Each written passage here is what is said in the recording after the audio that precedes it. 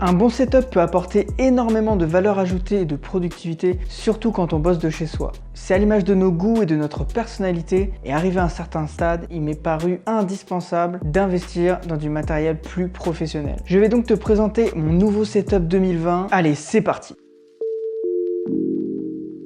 On va commencer par le plus imposant, c'est-à-dire l'écran. Avant, j'avais un écran 24 pouces que j'utilisais avec mon ancien Asus. C'était bien pour commencer, mais j'ai vite eu besoin de 3 fenêtres entre le code, le design, l'enregistrement vidéo. Le truc, c'est que 24 pouces, c'était trop petit pour contenir 2 fenêtres suffisamment grandes. Du coup, j'ai d'abord acheté 2 écrans de 24 pouces chacun et un support à 2 bras. Le tout pour 370 € avec environ 50 pouces d'écran. Et quand on regarde le prix d'un écran 49 pouces incurvé, on monte très vite à 900 € minimum. Le souci, c'est que les 2 écrans externes, je trouve que ça pompe pas mal de performance. En plus, ça me faisait doubler les fils et les supports. C'était imposant, je trouvais pas ça assez minimaliste et pratique. J'ai donc tout renvoyé et j'ai trouvé un écran 34 pouces LG en 2560 par 1080 à un très bon prix, 270 €. La plupart des modèles de cette taille valaient 400 € environ. Donc c'était quand même une bonne affaire. Et niveau taille, 34 pouces, c'est déjà quelque chose de très confortable. La différence entre un 24 et un 34 pouces, elle est assez importante. Si tu ajoutes l'écran du Mac ouvert,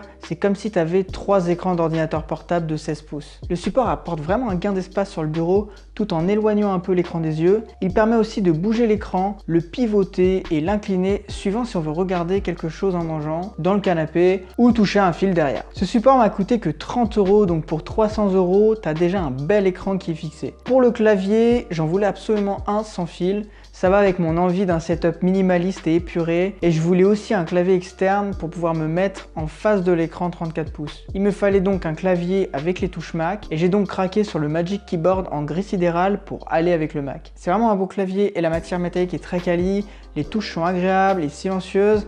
Par contre voilà, c'est un clavier à 150 €. Est-ce que ça les vaut pour un utilisateur lambda? Je sais pas trop. Mais c'est clairement un plaisir que je me suis fait, et ce clavier il est très fin, moins large et moins haut que tous les autres. Et puis bon, le matériel Apple, ses designs, ça se revend toujours très bien, même après des années d'utilisation. Le Bluetooth, il marche sans aucun problème, et surtout il n'y a pas besoin d'un récepteur USB pour aller avec. Je regrette juste l'absence de rétroéclairage du clavier, surtout à ce prix. Je t'avoue quand même que ce clavier me donne de très bonnes sensations. Après, c'est clairement pas pour du gaming, mais c'est plus pour bosser, et pour ça c'est cool. Sinon, j'ai toujours un souci avec les majuscules pour les claviers Apple. Je sais pas pourquoi, je trouve que la touche ne réagit pas bien. Quel que soit le clavier Apple, il faut appuyer fortement et plus doucement. Mais au niveau de plein de choses, je trouve ça plus pratique. Je prends l'exemple des majuscules encore, les CCD ou les E majuscules. Sur Windows, il faut faire Alt 144. Là, tu fais Maj E et t'as ta majuscule. C'est un détail, mais pour moi, c'est plein de petites choses comme ça qui font la simplicité côté Apple. Au niveau de la souris, après réflexion et utilisation d'une Magic Mouse 1 que l'on m'avait donnée, je me suis rendu compte que je n'aimais pas du tout l'ergonomie des souris Apple. Je trouve la souris trop petite, et pourtant je suis loin d'avoir des grosses paluches. La souris est très belle et les matériaux sont agréables au toucher. Elle intègre un certain nombre de fonctionnalités utiles pour la navigation. Il y a vraiment un mélange de souris et de pad, mais pour bosser, je ne suis clairement pas fan. J'ai même ressenti des douleurs au poignet à force, au bout de 2-3 jours.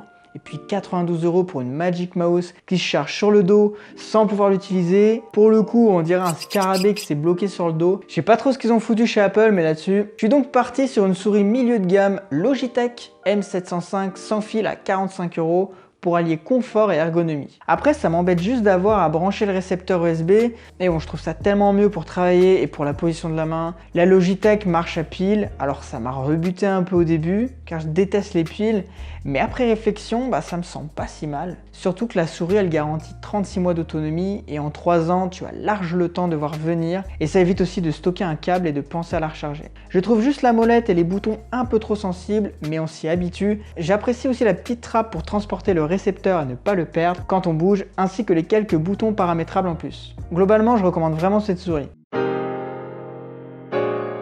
Pour l'enregistrement du son, je possédais déjà un Rode SmartLav Plus que j'utilise actuellement pour enregistrer cette vidéo. C'est un micro-cravate que j'ai acheté 45 € seulement et il m'a permis d'améliorer fortement la qualité du son. C'est un de mes meilleurs investissements par rapport au prix. C'est pratique pour la mobilité et quand on doit s'éloigner de la caméra, c'est discret, peu encombrant et c'est rapide à mettre en place. Mais je testerai bientôt du coup le nouveau Rode que j'ai acheté qui est derrière. Pourquoi je l'ai acheté? Parce que je voulais vraiment une qualité audio pro, surtout pour les formations quand je suis en face de l'ordi. J'ai donc investi dans ce micro Rode NT-USB à 180 €. J'ai rajouté 68 € pour le bras amovible et 30 € pour la suspension anti-choc. Ça fait un total de 280 € pour cette installation de micro. Et je te laisse juste checker l'enregistrement de cette vidéo avec le son interne du réflexe. Et là je vais te passer un petit extrait enregistré avec le Rode NT USB et tu pourras vite voir la différence. Là j'enregistre le son avec le Rode NT USB et tu peux voir qu'il est vraiment de meilleure qualité. Le bras permet d'amener facilement le micro près de soi et je le trouve vraiment esthétique et robuste. Et même le micro il est assez lourd en main, ce qui donne la sensation de matériaux de qualité, tu sais, en métal. Seul petit bémol, avec la fixation anti-choc, je ne peux pas mettre le filtre anti-pop d'origine pour éviter les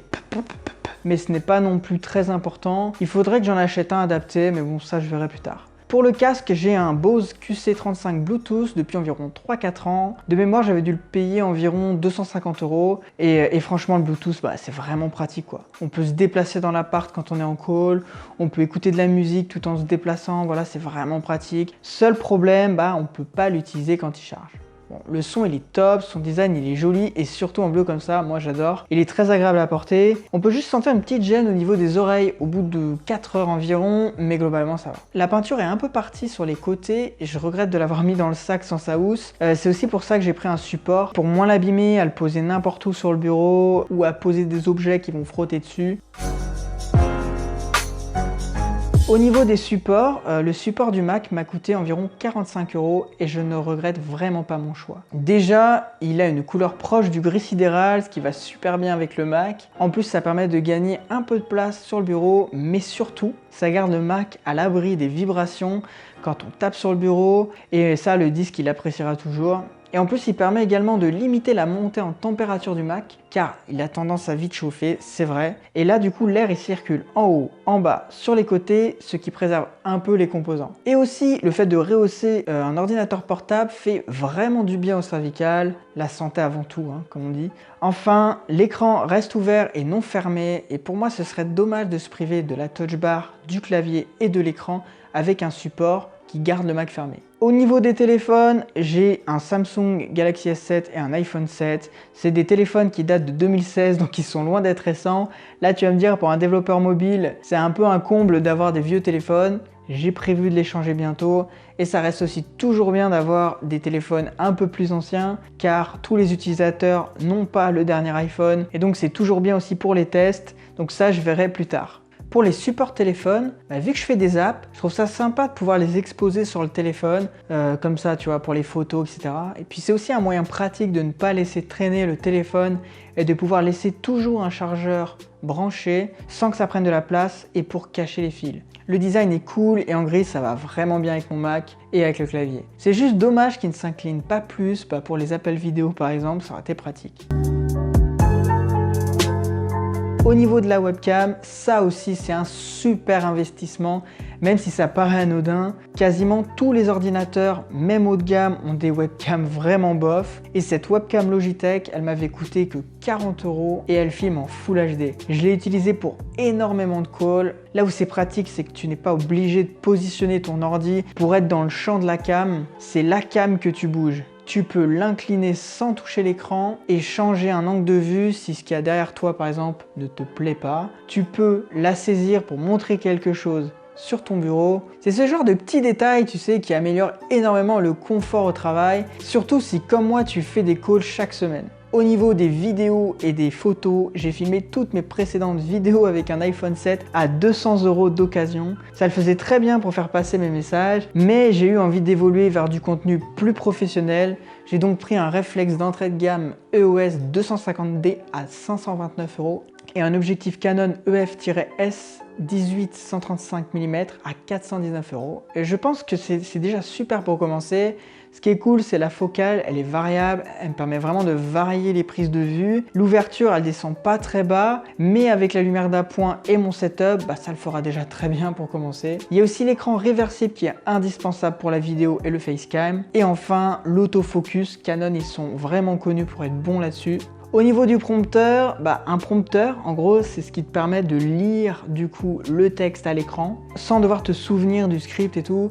Et ça te fait vraiment gagner du temps, surtout pour les vidéos explicatives comme celle-ci. Il vient se clipser devant l'objectif de l'appareil photo avec des adaptateurs. Le système de miroir sert à lire un texte qui est inversé sur une application et qui défile. Et cela permet vraiment de se concentrer sur l'émotion qu'on dégage sans devoir chercher ses mots. On n'est pas constamment en train de se dire mais qu'est-ce que je vais dire dans ma vidéo pour la meubler?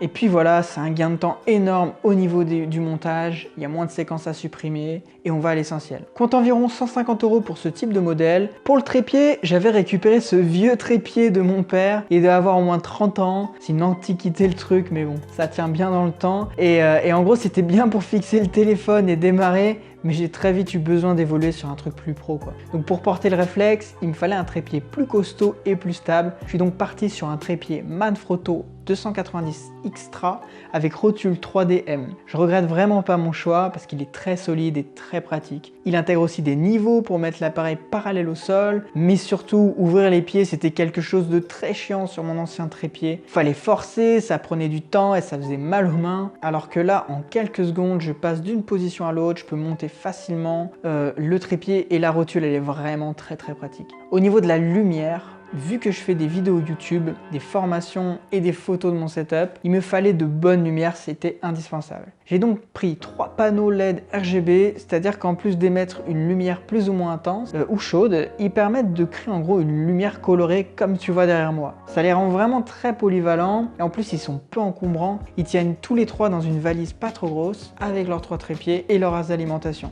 Les réglages peuvent se faire via l'application, elle est très pratique, mais la connexion Wi-Fi bug parfois, c'est juste dommage pour cette partie. Ce pack de 3 panneaux coûte environ 300 €. J'ai aussi une bande LED d'entrée de gamme à une dizaine d'euros que j'ai collée tout le long du bureau pour un appoint rapide. Même si la diffusion de lumière est faible, ça crée un style des fois sur les photos.